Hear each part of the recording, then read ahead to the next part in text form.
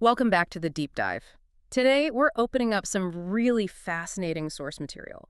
It's an exploration into the 7 spiritual laws of success. Hmm. And our goal here isn't just, a simple summary. We want to really dig into the scope of these laws. We're looking at them as, well, maybe the fundamental operating system of nature itself. That's a great way to put it.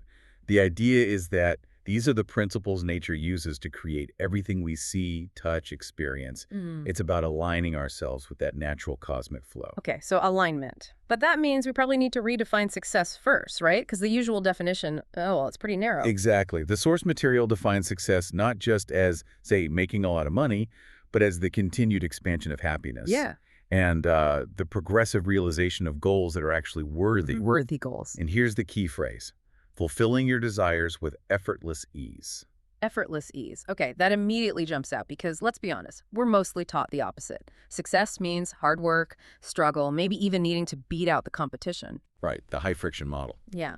So how does the source material square that feeling of ease with, the real demands of building a life or a career? Well, the argument is that the struggle is mostly manufactured. It's ego-driven.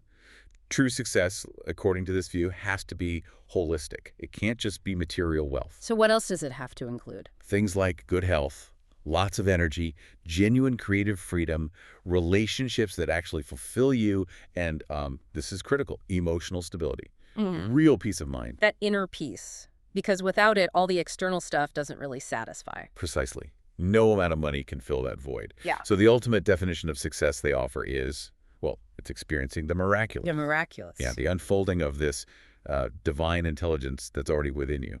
And when they use the word law, they mean the process by which the unmanifest, pure potential, divinity, whatever you want to call it, becomes manifest. Becomes physical reality. Right, through consciousness and motion. Essentially, the mind acting as the bridge between the formless and the formed. Okay, that gives us a solid philosophical starting point.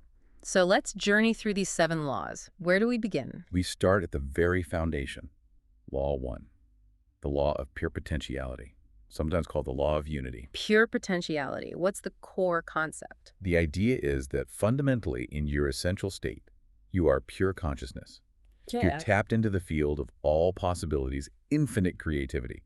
That's your true self, beneath the surface thoughts and roles. Okay, but the conflict for most of us, I imagine, is that we don't feel infinite. We feel limited, anxious, we worry about what others think, we get caught up in status.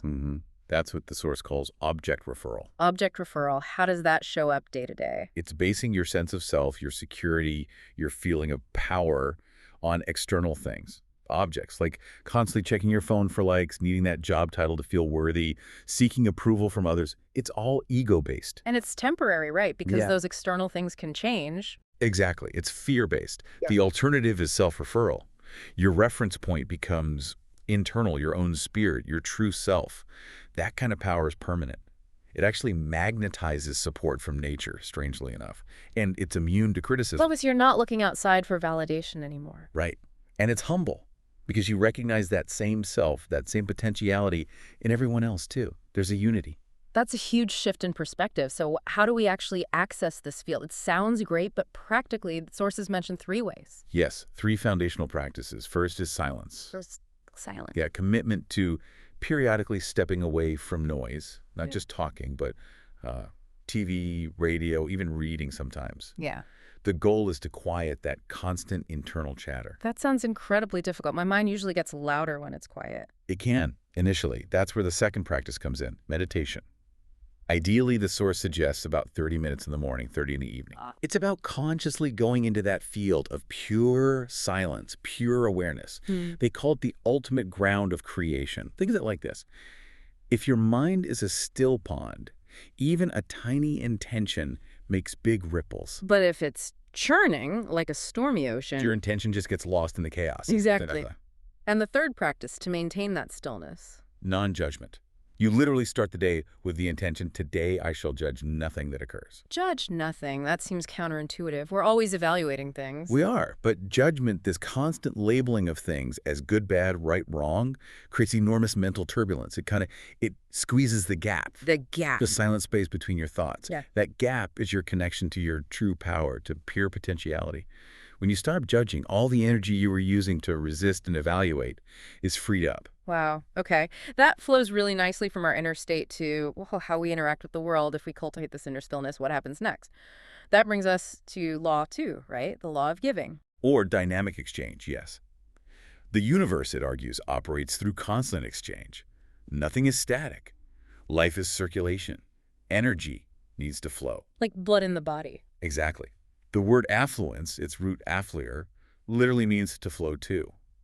So if you stop the circulation, if you hoard energy or money out of fear. You create stagnation, like a dammed up river. Precisely. But practically, in a world that often feels like it runs on scarcity and debt, hoarding can feel like a survival mechanism, can't it? Doesn't fear kind of push you to hold on tight? From the ego's viewpoint, absolutely. But the source material flips this. It says receiving is just the other side of giving. There are two sides of the same coin, the same flow of energy. So you can't have one without the other. Right. And the crucial part is the intention behind the giving or receiving.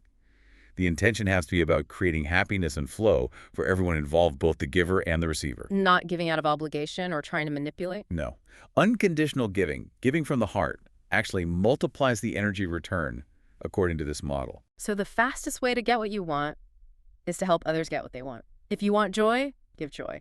If you want money, help others become prosperous. That's the principle. It totally shifts the focus from competition to circulation. Yeah. And it's important to remember, this isn't just about material stuff. Right. You mentioned non-material gifts. Often the most powerful kind. Giving your full attention to someone. Genuine appreciation. Unconditional care. Love.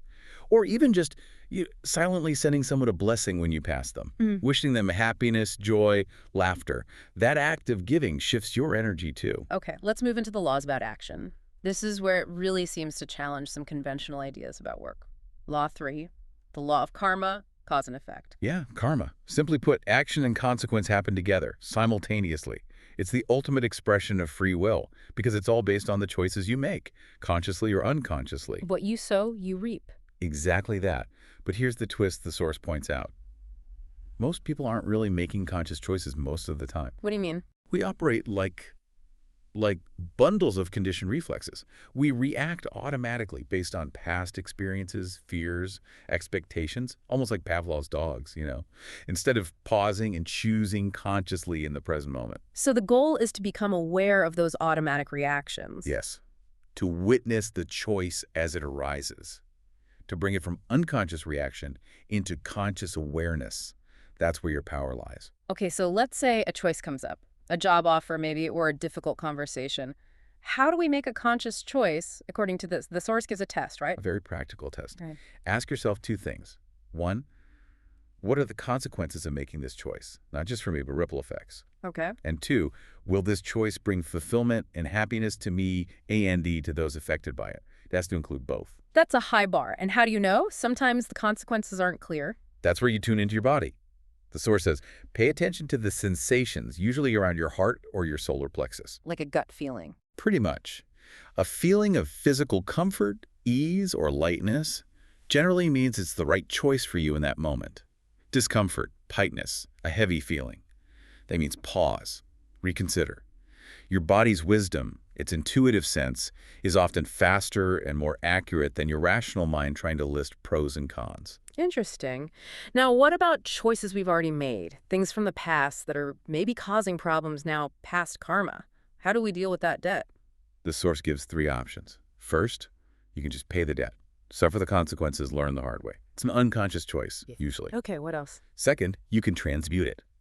This is the creative path. You consciously ask, what can I learn from this? Where's the opportunity hidden in this problem? You find that seed of opportunity and connect it to your larger purpose. Like someone getting injured and then becoming a physical therapist, turning the problem into a path. Exactly like that, turning adversity into service. And the third way. Third is to transcend it. You do this by repeatedly going back into that silent field, that gap between thoughts, through meditation. It's like washing away the karmic residue until it dissolves. That focus on efficiency, on dissolving old patterns, leads us perfectly into Law 4, the law of least effort. Ah, yes, the principle of do less, accomplish more. This one sounds very appealing, but also potentially tricky. It is appealing. Nature works this way, right? Grass doesn't struggle to grow. Fish don't try hard to swim. The earth spins effortlessly. It's all spontaneous, frictionless.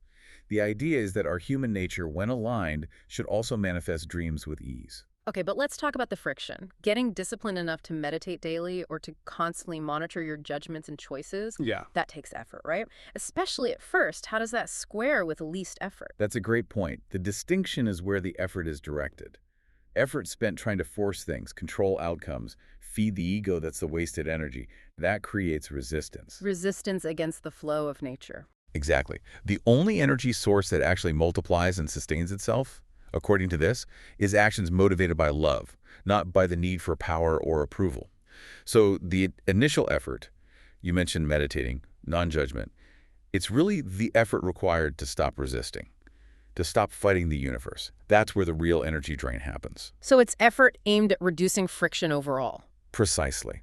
And to make this practical, the source breaks down the law of least effort into 3 core components you can practice daily. Okay, what are they? First is acceptance, a commitment to accept people, situations, circumstances, and events just as they are in this present moment. Not necessarily liking them, but accepting they are what they are right now. Yes.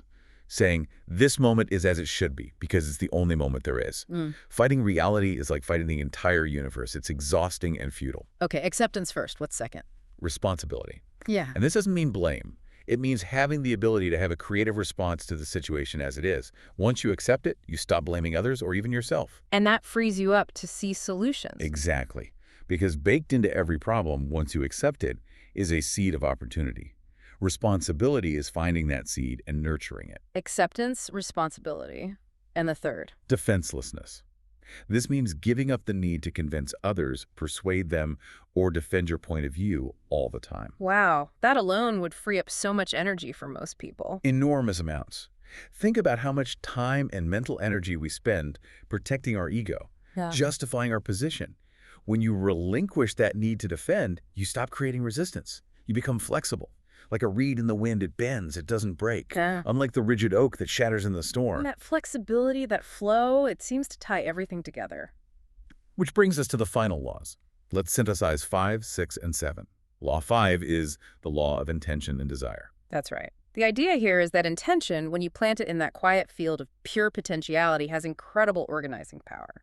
But there's a subtle difference between attention and intention. Attention energizes. Whatever you put your attention on grows stronger in your life. Intention, on the other hand, transforms. It sets the organizing principle in motion. So you need both. Yes, you create the future you desire by being fully present now, attention on the present moment, accepting it as it is, while holding the vision of your future, intention, gently within that present awareness. Gently, which leads right into Law 6, detachment. This one can be tough. You have the intention, the desire, but you have to let go of attachment to the specific outcome. Exactly. Attachment, the source argues, is always rooted in fear and insecurity. It's a kind of poverty consciousness, believing there isn't enough or you aren't enough, so you have to desperately cling to a specific result. Chasing status symbols while feeling anxious inside isn't real wealth. Not at all. Detachment is freedom. And the pathway to that freedom is embracing what the source calls the wisdom of uncertainty. The wisdom of uncertainty sounds paradoxical. It means being willing to step into the unknown, the uncertain future, because that is the field of all possibilities. Clinging to the known is just clinging to the past, to your old conditioning. It's actually a prison. But okay, let's get practical. If someone's struggling financially, how do they practice detachment from money without becoming, irresponsible about paying bills? Isn't some attachment necessary for survival? It's a subtle but crucial difference. Detachment isn't indifference. It's not abandoning your intention. It's abandoning your rigid attachment to how and when the outcome must appear. You trust the process. You stay open. So you keep the goal, but release the desperate need for it to happen exactly as your ego planned it. Right. And the source suggests that what we often call good luck or synchronicity is simply when your preparedness, your alertness and focus in the present meets opportunity. And opportunity is that seed hidden inside every challenge you accepted back in Law 4. Okay, that makes sense. Preparedness meets opportunity. Which brings us to the final law, the ultimate destination. Law 7, the law of Dharma. Purpose in life. Yes. Dharma, the idea that each of us manifests in physical form to fulfill a unique purpose. Everyone has a special talent, something they're uniquely suited to give the world. And a unique way of expressing that talent, too. Absolutely. It's totally individual. The Source breaks Dharma down into three essential components. What are they? 1. Discover your higher self, your spiritual essence. Connect with that field of potentiality we started with. Okay. 2. Identify and express your unique talents. What's the thing you love doing so much you lose track of time when you're doing it?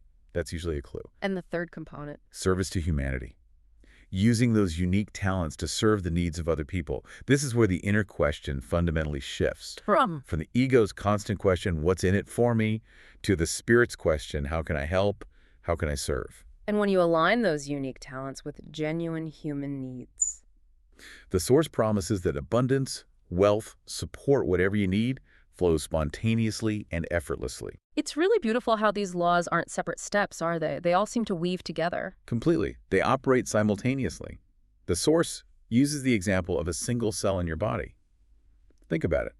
A cell contains the blueprint, the DNA. That's potentiality. It's in constant exchange with its environment, giving and receiving. Right. It performs its function with maximum efficiency, least effort. It has a clear purpose within the larger organism, its Dharma. It responds to signals karma. Its intention is survival and contribution. Yeah. And it's detached from controlling the whole body. It just does its part. Wow, yeah. It's all happening at once within every cell. It really is like a blueprint for life itself. It is. So just to quickly recap the flow for someone listening, you start with pure potentiality, that inner stillness. That potential is activated through giving and receiving. That dynamic exchange creates good karma, which naturally leads you towards least effort. Operating with least effort allows your intention and desire to manifest more easily, which makes it easier to practice detachment from specific outcomes. And that detachment frees you up completely to focus on your true purpose, your Dharma. That's the spiral, yes. When you start living this way, life tends to become lighter, more joyful, more abundant in every sense. So as a final thought for you, our listener, to maybe take away and reflect on, the source material quotes Gautama Buddha saying that this life is like a little parenthesis in eternity. Just a brief moment. Yeah. So the question becomes, what does it mean for you to make this brief parenthesis truly worthwhile? How can you share your deepest gifts, your unique talents with caring, with lightheartedness, with love, completely detached from needing a specific applause or outcome? What would that look like in your life?